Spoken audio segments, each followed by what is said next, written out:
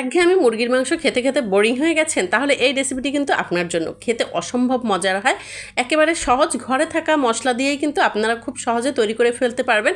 Unique একটি recipe, আর বাসায় থাকা উপকরণ দিয়ে কিন্তু আপনারা এই রেসিপিটি তৈরি করে নান, রুটি বা পরোটার সাথে সার্ভ করতে পারবেন।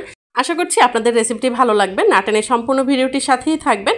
এখানে হচ্ছে চিকেন নিয়ে নিয়েছি, আমি লেগ পিস নিয়ে নিয়েছি, আর কিছু বাহুর অংশও নিয়ে নিয়েছি। তো আপনারা আপনাদের পরিমাণ মতো যতটুকু তৈরি করবেন ততটুকু নিয়ে নেবেন। আর দেখতে পাচ্ছেন লেগ পিসগুলো কিন্তু আমি সাইড থেকে কেটে দিয়েছি, মধ্য থেকে হাড়টা একটু আলাদা করে রেখেছি যাতে খুব তাড়াতাড়ি হয়ে যায়। আপনারা চাইলে আস্তেও রেখে নিতে পারেন।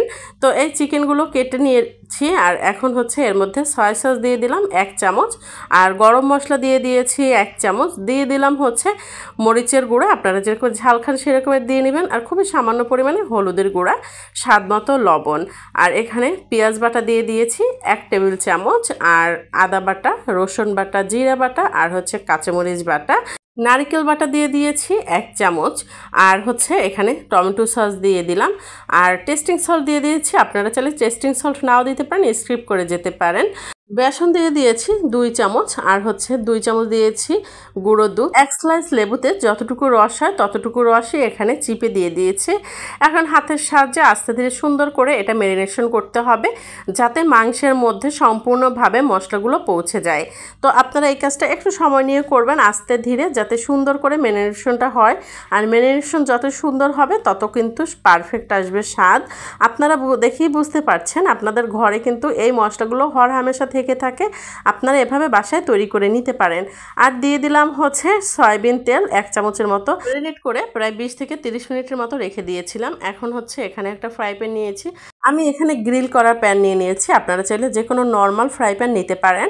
আর এই যে যখন হচ্ছে তেলটা গরম হয়ে যাবে তখন হচ্ছে এই যে চিকেনগুলো দিয়ে দিচ্ছি, একটু ছড়িয়ে ছড়িয়ে দিচ্ছি, কারণ হচ্ছে যাতে সুন্দর করে কুক হয়ে যায়, কাঁচা না থাকে কোনো অংশ। তো এভাবে করে সম্পূর্ণ মাংসগুলো কিন্তু দিয়ে দিয়েছি, আর এক্সট্রা যে মশলাটুকু ছিল সেই গ্রেভিটুকু কিন্তু রেখে দিয়েছি। আর এদিকে দেখতে পাচ্ছেন সুন্দর কিন্তু তেল একবারে বুদবুদ করে উঠেছে। আর এখানে কিন্তু একটু পরপরে উল্টে পাল্টে দিতে হবে, তা নাহলে কিন্তু নিচে লেগে যেতে পারে। একটু সাবধানে কাজটা করবেন, আর হাই হিটে হচ্ছে এটা ফ্রাই করা যাবে না, তাহলে কিন্তু নিচে মশলাটা একেবারে পুড়ে কালো হয়ে যাবে। মিডিয়াম আছে, আস্তে ধীরে আপনারা এই কাজটা করবেন। আপনাদের কাছে রেসিপিটি কেমন লেগেছে অবশ্যই কমেন্টস করে জানাবেন। যদি ভালো লেগে থাকে তাহলে লাইক কমেন্টস করবেন, আর শেয়ার করে টাইমলাইনে রেখে দিতে পারেন। তো চিকেন ফ্রাইগুলো হয়ে গেছে, এক পাশে রেখে দিয়েছি। আর এখন এই যে হচ্ছে এক্সট্রা যে গ্রেভিটুকু ছিল সেটুকু তেলের মধ্যে দিয়ে কষিয়ে নিচ্ছি। আর এই মশলাটা এভাবে কষিয়ে নেওয়ার কারণে কিন্তু স্বাদ আরও বেড়ে যাবে, আর নারকেল দেওয়ার কারণে কিন্তু সুন্দর একটা ফ্লেভার অ্যাড হয়েছে, আর ঘনত্বটাও বেড়ে গেছে।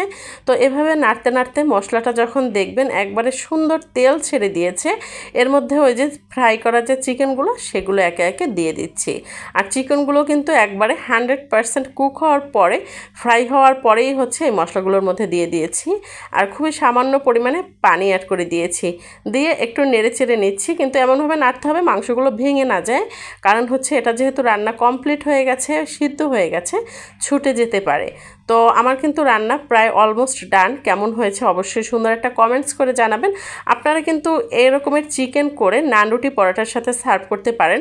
বড় ছোট বাচ্চারা খুব পছন্দ করে, আমি কিন্তু প্রায় এই রেসিপিটি করে থাকি, খেতে অসম্ভব মজার হয়। আল্লাহ হাফেজ।